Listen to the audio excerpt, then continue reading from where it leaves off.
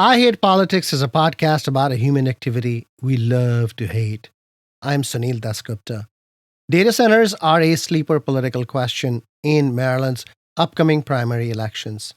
The issue comes up in almost every political gathering, but non competitive state leadership races means that there isn't the political heft to carry the issue forward.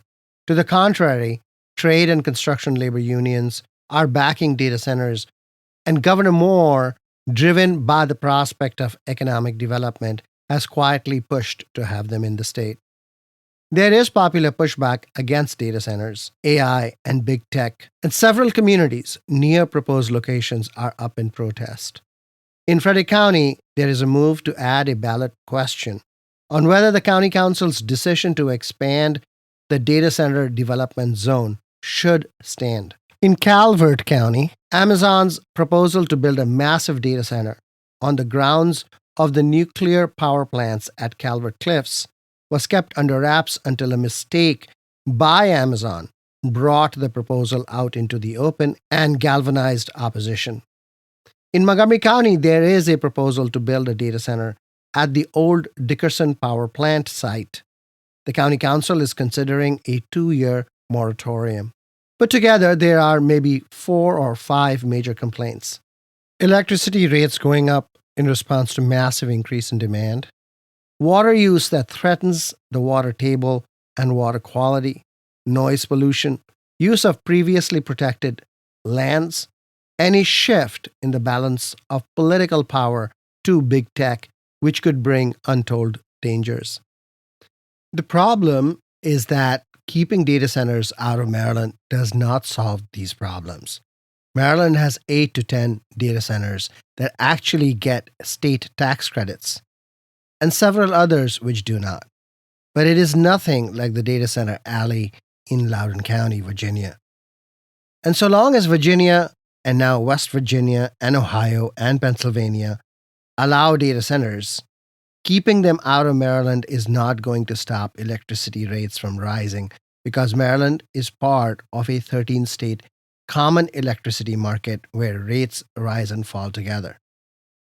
Similarly with water use, noise pollution is more localized and better controlled by keeping data centers out.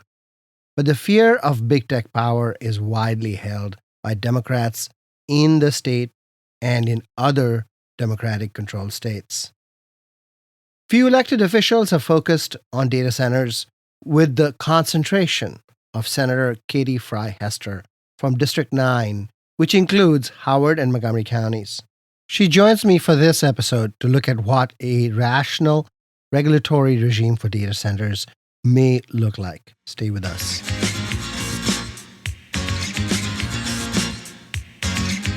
What's the matter? You seem so surprised, glancing in the morning paper tonight.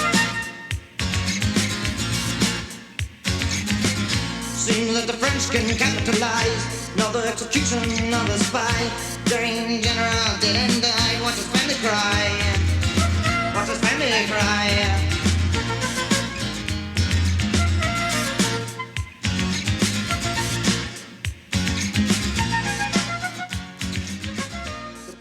I Hate Politics is a podcast about our neighborhoods, workplaces, schools and streets, and our local governments as they function in diverse and democratic societies. This means our politics are messy, dirty, sometimes corrupt, with often self-serving politicians. But no matter how much we may hate politics, we are never exempt from it, even when we refuse to participate. In fact, the purpose of politics is to keep society functioning precisely when we don't agree with each other, like now. Music for this episode comes from Silver Spring rock musician J.D. Brayton, who goes by the stage name Mr. Tree Frog. The 2 songs we play in this episode are Halo and Troubled Sleep. You can find his music on Bandcamp.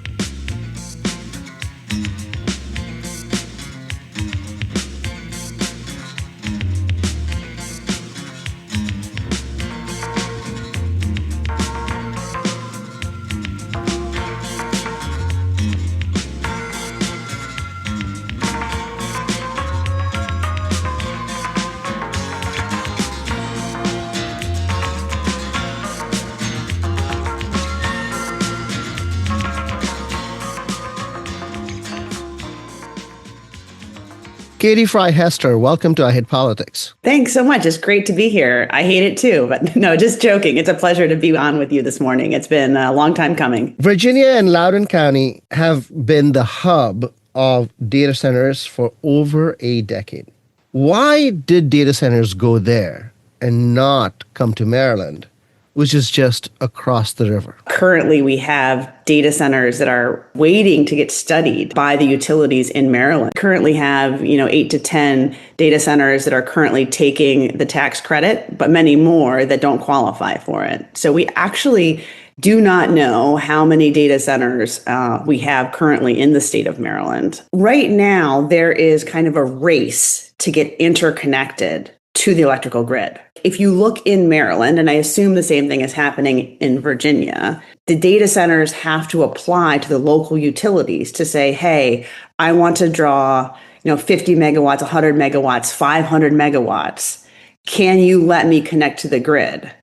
And right now, there's so many data centers coming that, for example, BGE is studying a cluster of 10 to 12 data centers, figuring out how and when they can come on. There currently is not enough energy, and that is both a local utility question, but then they have to buy it through the PJM capacity market. And as we all know, PJM has been very slow in bringing on new generation. And so fundamentally, we have a supply and demand problem. Virginia is not a separated market where PJM can do something else in Virginia and do something else in Maryland. It's the same market. So the demand supply, whether a data center comes into Virginia or into Maryland, is the same impact, I would imagine, no? Different parts of the grid are constrained in different ways, depending on how much transmission there is and how much local demand. It just varies. So BGE is different from PEPCO, is different from, Dominion. One of the things that we're seeing is that there are parts of Maryland that are particularly constrained in how much energy that they have. In order to meet the demands of Loudoun County, Virginia, we have the Piedmont Reliability Project, which is a major power line that is coming, from Pennsylvania through Maryland to Loudoun County. So in fact, Marylanders, when we pay for that Piedmont Reliability Project, we are in fact paying to subsidize the transmission from Pennsylvania to Loudoun County, Virginia. But that is the point of the common market. At a theoretical level, I don't understand this push for in-state generation. Electrons don't flow like that. You could generate here and it'll be used in Pennsylvania, and you can generate in Pennsylvania and it'll be used here. Fundamentally, in no state is there currently enough energy. According to PJM's Independent Market Monitor, roughly 75% of the increase in the capacity costs, which is the market that PJM runs, have been driven by data center growth. So the capacity costs jumped from $2.2 billion in 2024 to $14.7 billion in 2025. So that's, over $12 billion. And those prices are already showing up on all of our electricity bills. So we don't have socialization of much in the United States, right? But we do socialize the cost of capacity prices in the PJM region. What I've been told is that $10 to $20 per month of the average utility bill in the state of Maryland is actually due to these capacity costs from the wholesale market at PJM. Now, what's important is looking forward. If nothing were to change across the PJM region, the estimates are that we could pay $163 billion more by 2033. And that could be $70 more per month per household. You said some parts of Maryland were particularly constrained, meaning by there are parts of Maryland that are less constrained. Where are the hotspots and where are the constraints? Where is there less constraint? Now you're starting to talk like a data center developer. What you want to look for is access to a high voltage transmission line and or access to some source of energy. A lot of the data centers, whether you like it or not, are looking at natural gas generators. So is there a natural gas line where they could put in a natural gas turbine? Right now, because of the way the supply chains are, the fastest way to bring on energy, is a combination of connection to the grid plus solar plus batteries. And so this year, as Senator Feldman said, we did invest $100 million in these shovel-ready solar and battery projects through the reverse auction. And right now, I know that there's some activity in Cecil County around Bainbridge area. I know there's some activity in Charles County around the Calvert Cliffs area.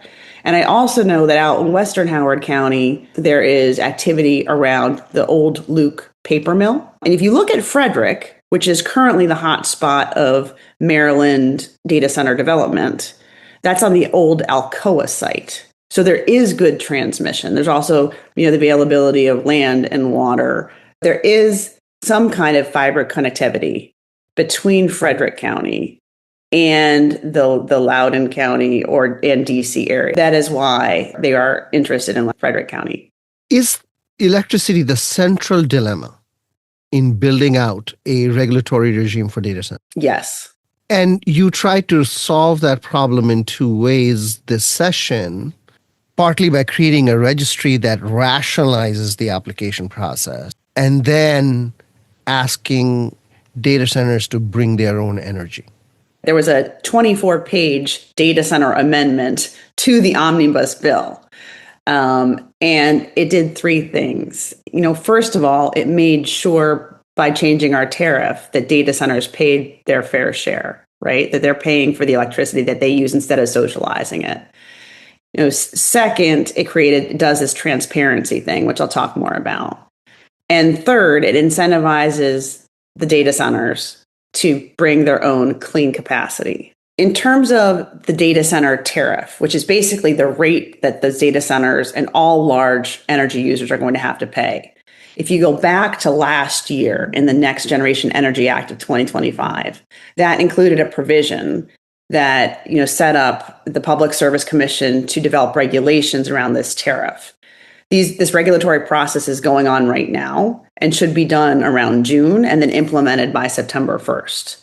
And the principle behind the tariff is that the infrastructure costs associated with the new large loads will not be shifted onto residential customers. Now, in Maryland, last year, we could only control the infrastructure costs like in Maryland, right? And so it deals with data centers within Maryland, but it's still it's hard to get at the regional capacity costs that we're seeing. And so this year, we made some very important changes in the Utility Relief Act to that tariff, where we expanded the amount of things that the large load users, the data centers, have to pay for.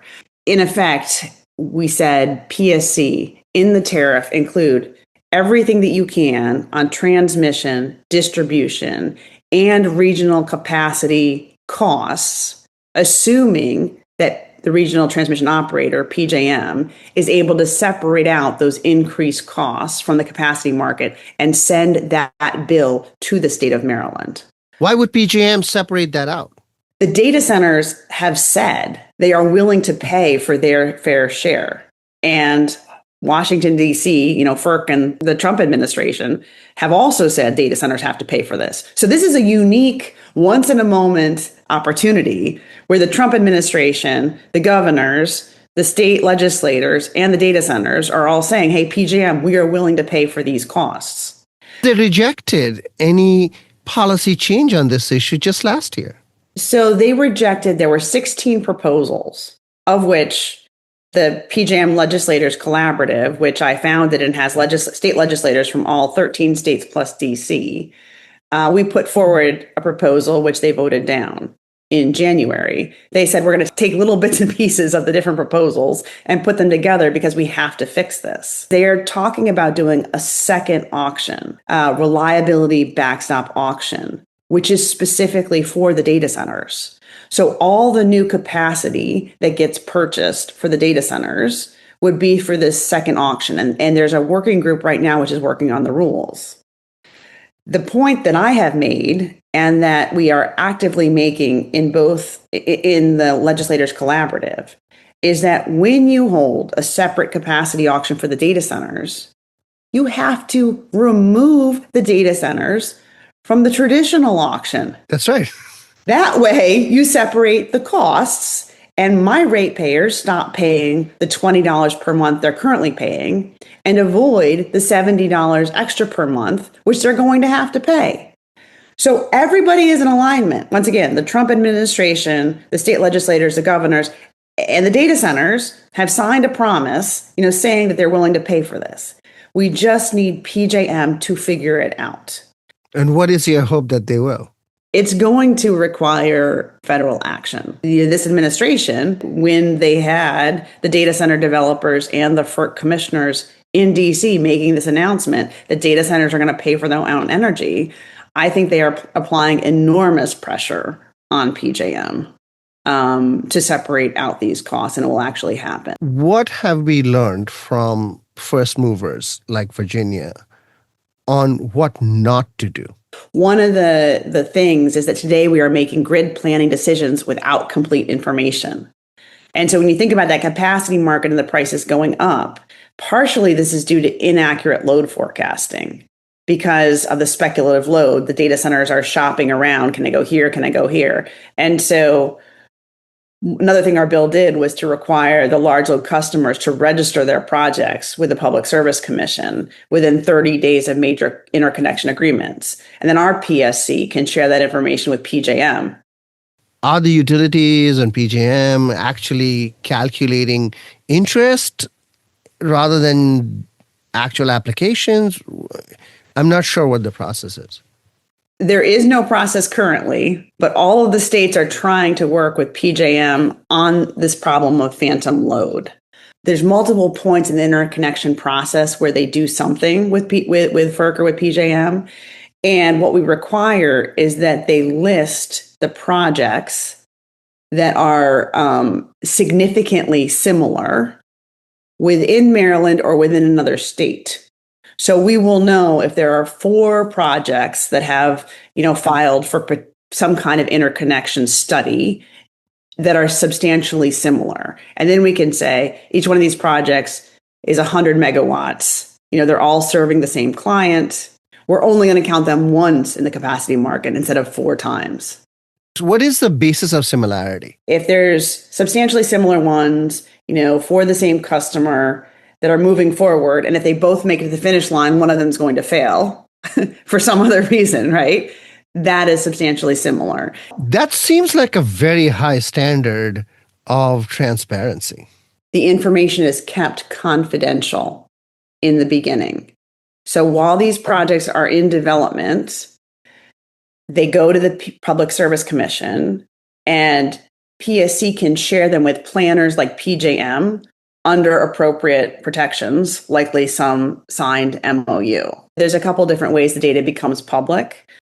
Starting in 2028, the state will report in an aggregated manner to the legislature and therefore publicly a clear picture of what is going on. And so the data center facts will be aggregated by the region that they are in. So the load serving entity, like the PEPCO region, the Delmarva region, the BGE region.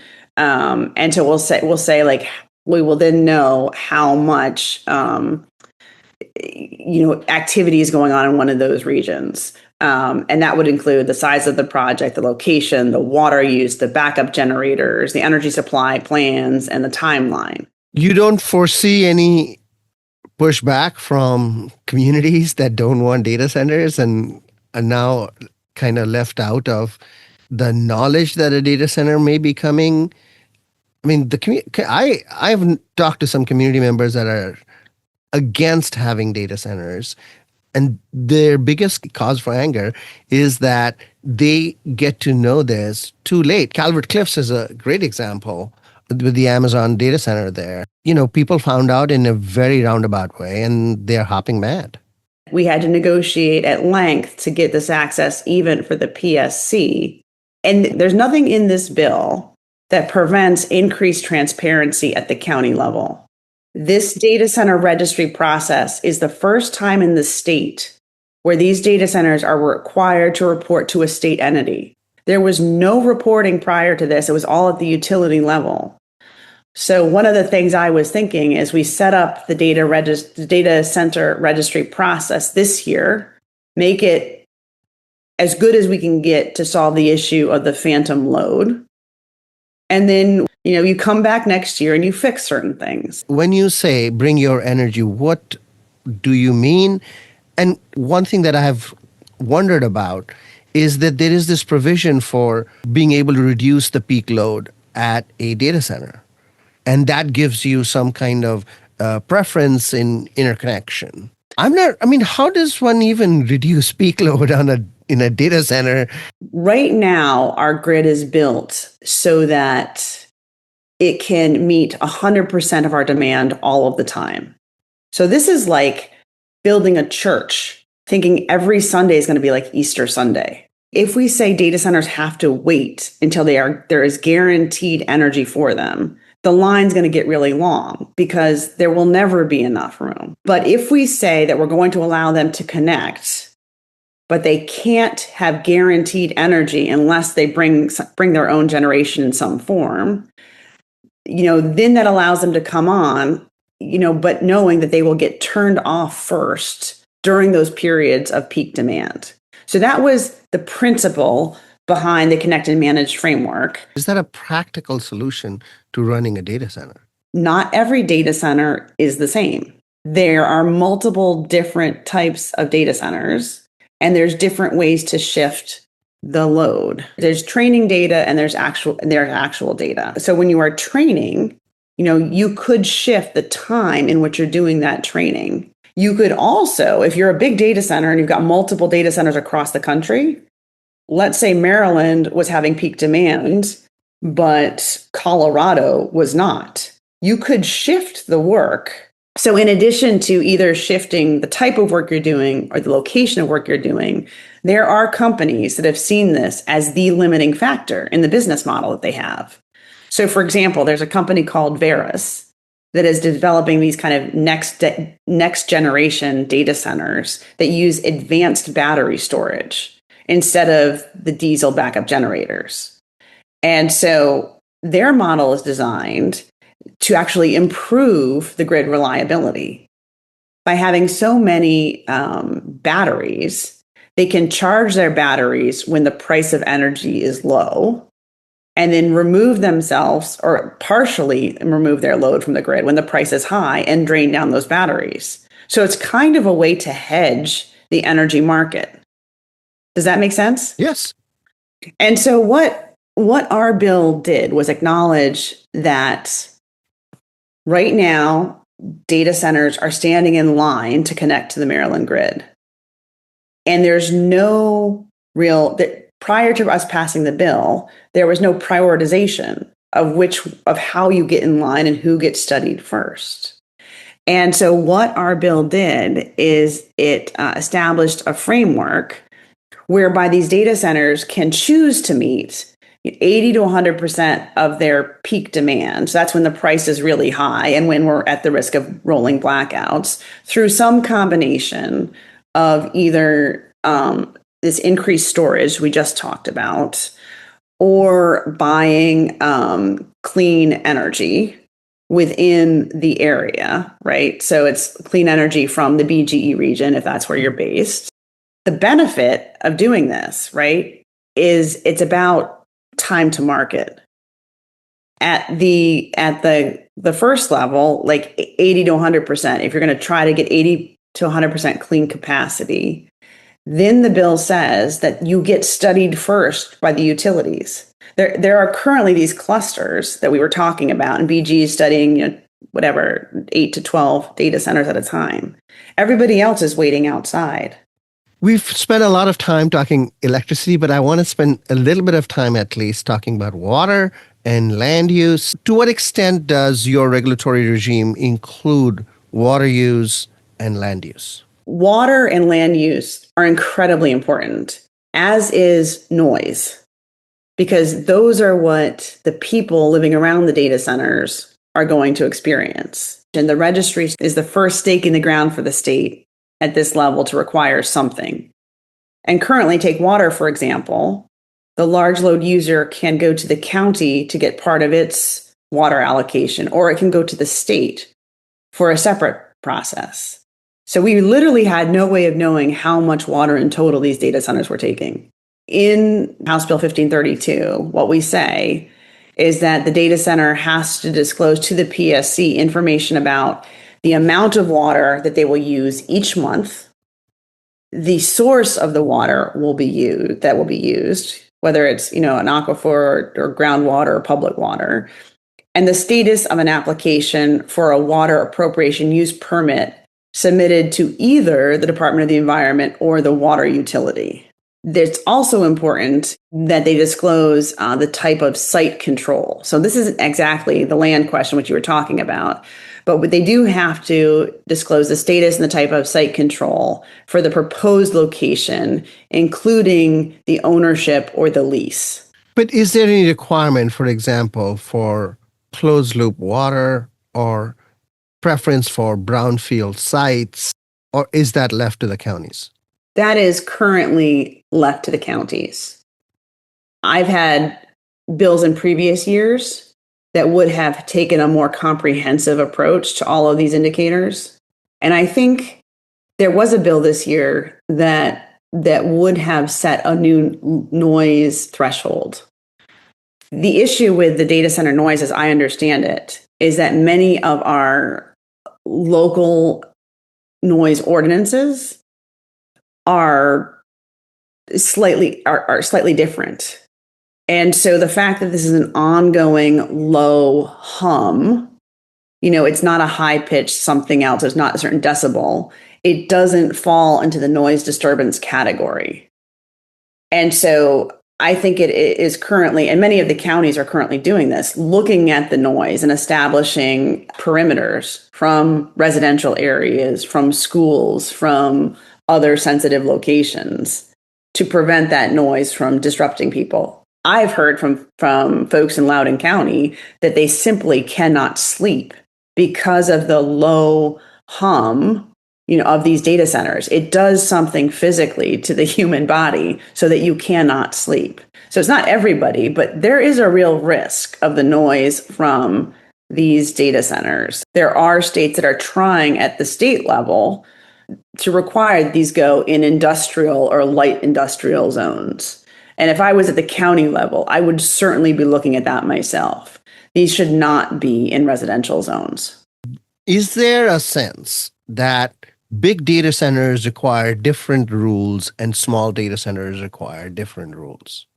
Personally, I would say yes. That is not addressed in this bill at all. But if you're looking at a hyperscaler, 500 megawatts plus, the kind that you see on TV, and those are the kinds that are being contemplated at the hotspots that I mentioned earlier, anytime you have a larger anything, it has a bigger impact. The location in Cecil County, that is a former military base. There's been extensive environmental remediation. It will never be a residential location. That's people don't really want to go there because there's still some pollution. Like that would be a great place for a data center because, data centers don't have that many people there once they're built. And they have a transmission line? I'm not sure. I think that is one of the problems there. And they were looking to do on-site generation. So, but to your extent, like there are little data centers all over the place, which we don't know about right now. That's right. There's one in my kid's pediatric office. There's one in Annapolis that the state government has been using for years. And because it was small, it didn't bother anybody. The Annapolis data centers actually was in the bottom of the comptroller's building. There are some things that got done, some things that didn't get done. Of the things that didn't get done, what is priority for you? I think one of the most important things is the health and the impact of the communities that host these data centers. And this bill, while it requires transparency, and by encouraging a certain type of data center to come first, it does a little bit. But the guardrails around sound and zoning are currently still at the county level.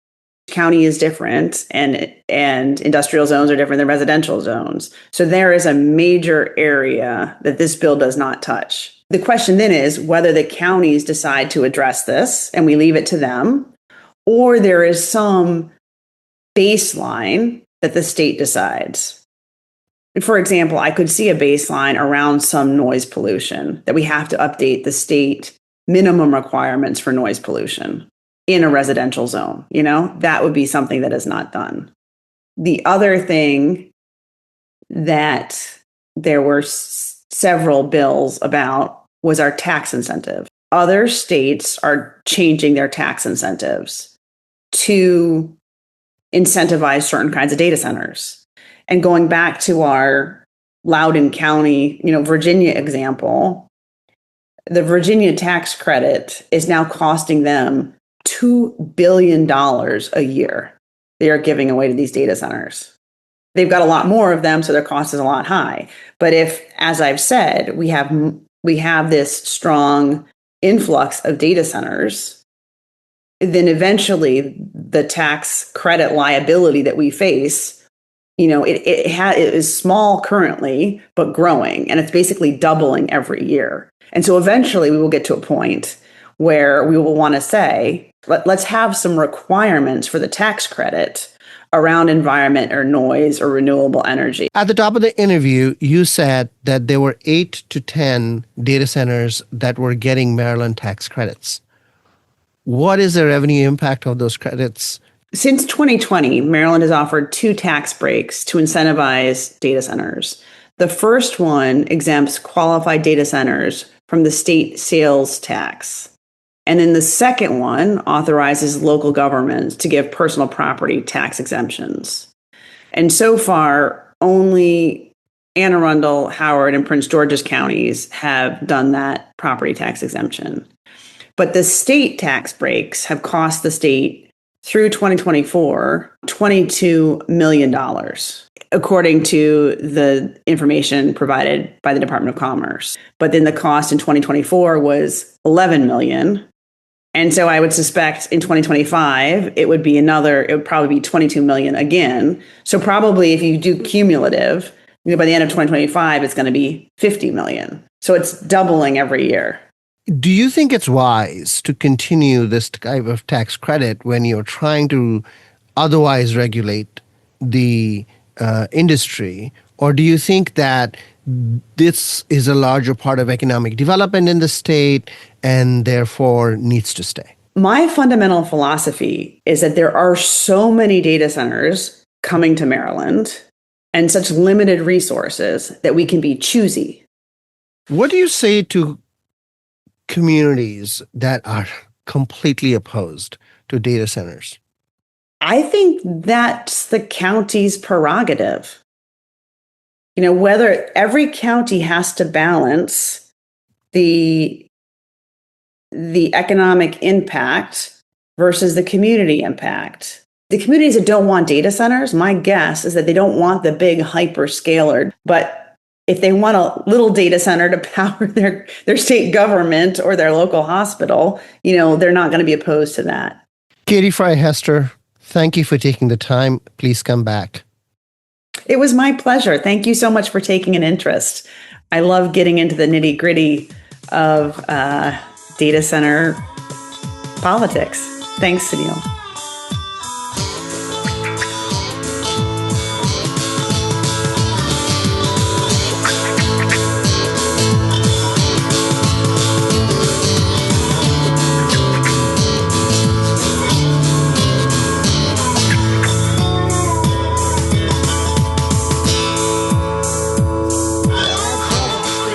That's all for this episode of I Hate Politics, where we aim to stem the decline in local news by working with community voices.